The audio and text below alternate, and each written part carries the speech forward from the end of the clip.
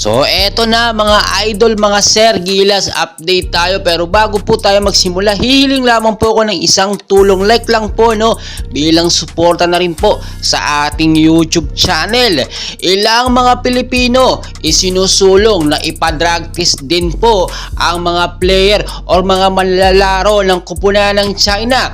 Nakita naman natin na hindi patas no at very unfair talaga na ang drenag test lang ay ang Gilas Pilipinas at ang kupunan ng Jordan, which is nakakuha po ng gold medal at ng silver medal.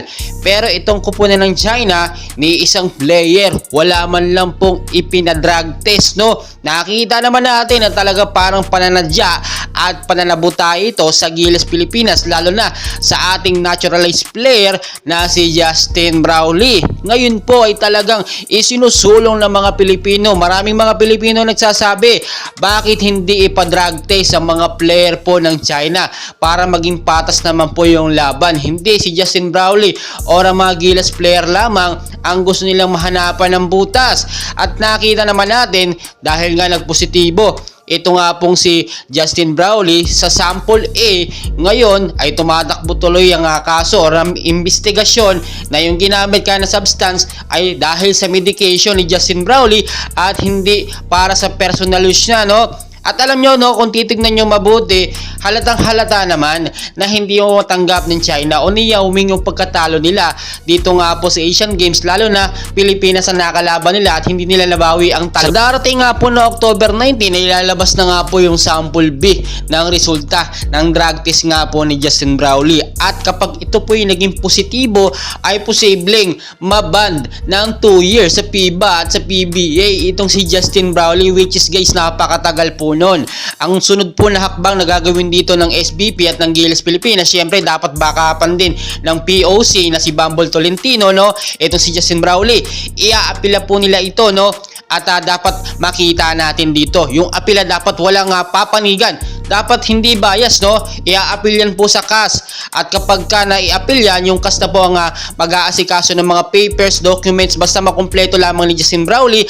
At kapag ka napatunayan na yung substance na yon ay ginamit lamang po para sa medication ni Justin Brownlee, pwede pong mapababa sa 1 hanggang 3 buwan lamang na suspension itong si Justin Brownlee. Ang mangyayari po kasi ngayon, magsisimula na yung next season nga po ng PBA, November 5 na po yan. So posibleng hindi po makapaglaro sa Barangay Ginebra itong si Justin Brownlee. Kaya naman itong si Coach Tim Cone ngayon ay problema, pero meron naman silang solution pansamantala. Meron na silang napupusuan o gustong makuhang bagong import nga po na dating nakalaban ng mortal ng mga taga barangay. Ito nga pong si Andrew Nicholson. Pero sana naman hindi tumagal ito nga pong investigasyon kay Justin Brownlee at talagang mapawala yung suspension niya na sinasabi natin pinakamababa na.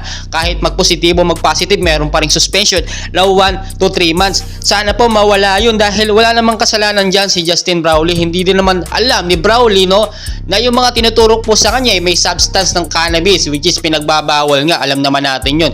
So para maging patas po no mga Pilipino, sambayan ng Pilipino na nagsasabi, ipadrag test po ang mga player ng China para naman magkaalaman, and for sure may magpa-positive dyan no 100% dahil mismo sila alam nila sa sarili nila na gumagamit sila. Wag nilang isisil sa Gilas Pilipinas at kay Justin Brownlee ang kanilang pagkatalo. Well guys, marami pa tayong kaganapan, and please wag niyo pong kalimutan mag-like and subscribe for more Gilas updates. Maraming salamat po sa inyong lahat.